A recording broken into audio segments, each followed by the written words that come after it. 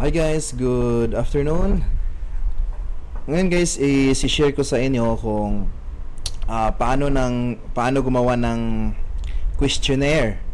Paano gumawa ng multiple choice questionnaire or questions based sa isang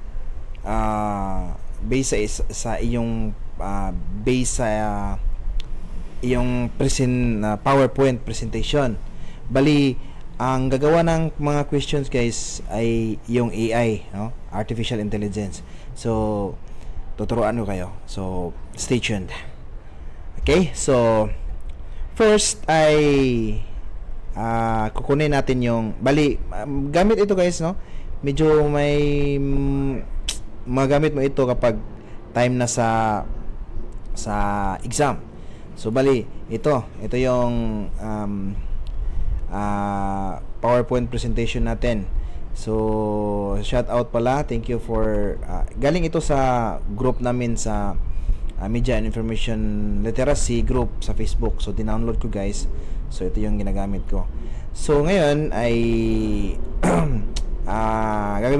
gagamitin natin itong PowerPoint presentation ito. Gagawa tayo ng mga questionnaires. Questions. Okay. Gamit yung AI. So, hindi na tayo automatic na yung AI na mismo ang gagawa ng questions para sa atin. So, first natin gawin guys ay dito tayo. File. Ang gagawin natin dito, ito yung process pala guys, no? Ay, share ko sa inyo. Mag-notepad muna ako ha. So, ito yung process. First, ang gawin natin, ang unang process ay gagawa tayo ng siyempre i-open natin yung PPT natin. So ganyan. Then first pangalawa guys, galing sa PowerPoint presentation natin, gagawa tayo ng file diyan na yung PDF file, yung portable document file. Yan, PDF.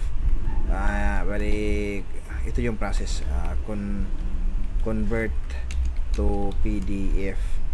Pagkatapos niyan, ito, open to Microsoft Edge guys, no? Ito yung internet browser web browser ni Microsoft. So pagkatapos niyan, open natin si Bing. Open natin si Bing, yung AI mismo. Open natin si AI. Ito yung si Bing. Yan. Then panglima guys, no? Ask Bing to create the questions based sa PDF file natin. Ganyan lang siya guys. Simple lang, di ba? Yan ang processes. So, how to do that? Ito. So, first, may export tayo ng PDF file sa mismong PowerPoint presentation natin. So, dito, file, punta tayo sa file, then, export, then, create PDF, XPS, ganyan. Then, ito na, file name, save as type, so PDF. So ilagay natin siya sa guys, yung madali natin makuha sa desktop. Yan. Conventions, then publish. So publish, so dapat may na tayo. Publishing siya guys, ito. Publishing siya. Okay, tapos na. Okay.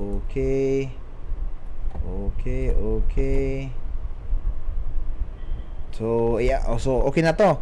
Out na. I-close na natin tong PDF, PowerPoint presentation natin. So, nandito na yung file, itong codes. Open natin maraming. Close ko muna guys ha. So, open natin ito si Microsoft Edge. Ayan. So, naka-open na siya. Then, ito, i-open natin dito. I-drag lang natin. Tingnan natin kung pwede ba. Yun. then press enter. Okay, so na-open na siya guys. Na-open siya sa lakihin natin. So ito siya. Yung PDF file, no? PDF version ng PowerPoint natin. Pagkatapos nito ay pupuntahan natin si Bing guys. So si Bing ay nasa left side lang siya sa iyan. So ito si Bing. Si Copilot pala ang tawag guys. Copilot. Your everyday AI companion. Hindi pala Bing guys, no? Copilot na pala ang tawag. Kasi nung murag kakarinim pa lang nila ni Microsoft nito. So write a joke. So pwede natin yan. So punta tayo dito sa precise. Hanap tayo ng precise guys. Yan. Then ask me anything. So ganito siya guys. So since gagawa tayo ng multiple choice question para sa exam natin. So ano? Saan na? Sa decoration sa karo. Sa pita ito pila man? 100 sir. Jesus.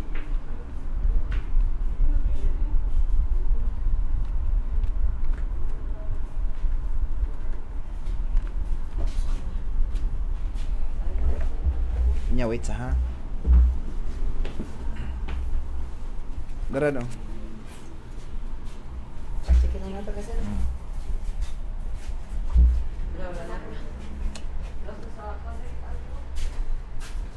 Okay, so may sorry guys, no, sorry for the interruption. May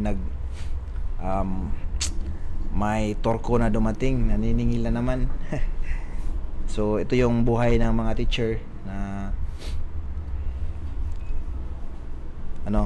na humihingi sila ng chip in kasi ilagay ng sakaro sa activity sa church. Sige na lang. So 100 yun guys. So let's proceed guys. Okay, so dito ask me anything. Anuhin natin. Let's ask Copilot to create a questions for us. So create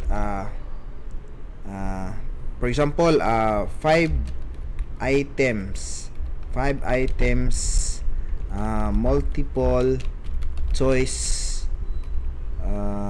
question based on this page. So dapat i-specify natin guys na based on this page para dito si Copilot titingin sa naka-open dito sa naka-open na page. So let's go. Ano pa? Allow Microsoft to access page content. Yes. Ito dapat to guys send my resume dito. So dapat i-confirm natin to, confirm natin. Nako. Dapat i-confirm natin to. So ito na. Nandiyan na siya guys. So certainly here's the multiple choice based on the page content. Yan. So gumawa na siya guys. Ayan. So tingnan nyo. Bilis, di ba? Pero medyo madamot din to si Copilot guys kasi hindi siya responsive. Hindi siya responsive sa question natin, di ba? So tingnan natin. So anong tanong natin? Create a 5 items multiple choice question based on this page. So ayan, certainly there's a multiple choice question based on the page content.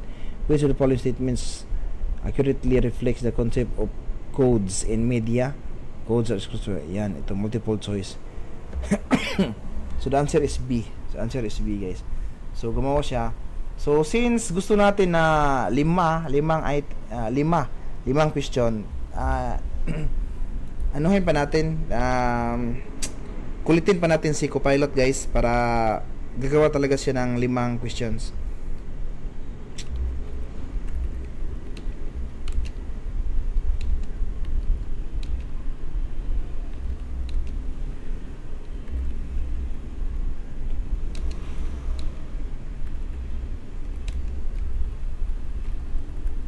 Dapat i-specify talaga natin yung multiple choice questions.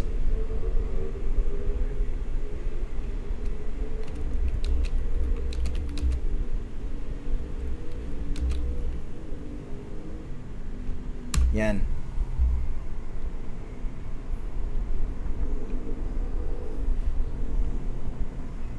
So, titingnan.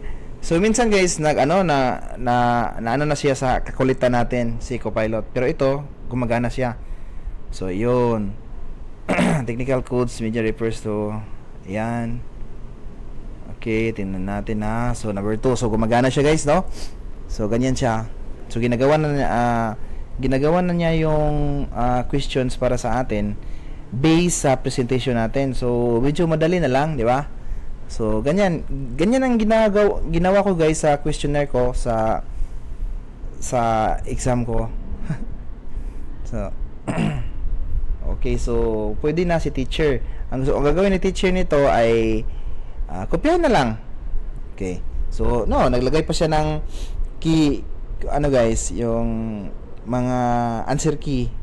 So, di ba? Ganda. Ayos. So check natin kung galing ba talaga ito sa sa page. So ito may reference siya guys sa page. So ito sa test 1, so sa 1. So ito technical codes in media refers to, so 1. So ito yung reference niya, page 12 line 2, page 12. Tingnan natin guys ha. Page 12. Yan, page 12 line 2. They are always in the equipment is used to tell the story in media text. So anong tanong? Anong tanong niya? Technical codes in technical codes. The system of science to create. Anong answer? The equipment is ito ba yung 12? Ito yung 12 yata guys, no? Messages. So technical codes in media refer to, unsay answer niya guys? C daw answer niya guys. So the ways equipment is used to tell the story in media text. So C.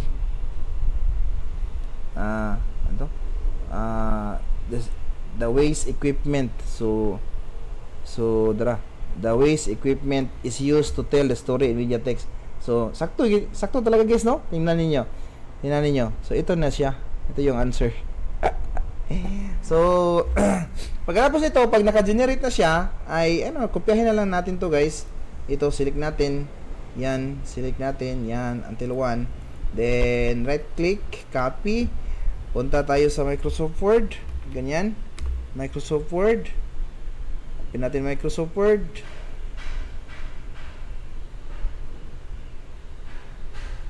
Tagal na open ni Microsoft Word Ayaw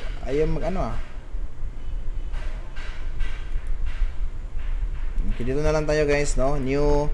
So, dito, new. Paste na lang natin guys. Paste. Then ito, keep text only. So, para hindi na magagawa ng mga ganyan-ganyan. So, lagyan natin ng number 1. So, ganyan, lagyan natin ng number 2. Ganyan, lagyan natin ng number 3. Ganyan. Lagyan natin ng number 4. So, ganyan. Then, kunin rin natin yung, guys, yung number 1 na binigay niya kanina. Ito yung pang number 5. Yan. Number 5. So, lagay natin dito. Yan. So, minor retouches na lang yung gagawin natin, guys. Sorry. So, dito. Ayan. So, mga minor retouches na lang. Kasi, sa pagkopya natin, nadadala natin yung mga ito Yan. So, ganyan. Ganyan. So, yan. Medyo, mga minor retouches na lang. May iba nga sa akin ang ginawa ko, hindi ko na medyo na retouch lahat. Pero okay na yan, hindi na yan nakakasira ng kalikasan, di ba? Okay, so ano naman gawin natin dito? Ito, yan. So tab lang natin. Tab. Ito, tab natin. Tab. Ayo. Oh my gosh. Yan. Ito, enter natin. Ito naman, tab natin. Tab, tab, tab, tab. Tab, tab, tab. At saka, ito, tab, tab, tab rin, tab, tab. Okay, so, may 5 questions na tayo, guys. So, that's all for now, guys, no? Thank you for watching. So hopefully nakatulong to sa inyo, lalo na sa mga teachers natin diyan na nag-prepare ng mga questionnaires dahil pre-mid na ngayon, pre-mid week ngayon. So again, that is how I created my questions using the artificial intelligence from the presentation that I shared to my class. So thank you for watching, guys. Thank you for watching. Don't forget to subscribe to my channel, like, and also don't forget to hit that bell buttons para updated ka sa mga uploads natin. Thank you very much.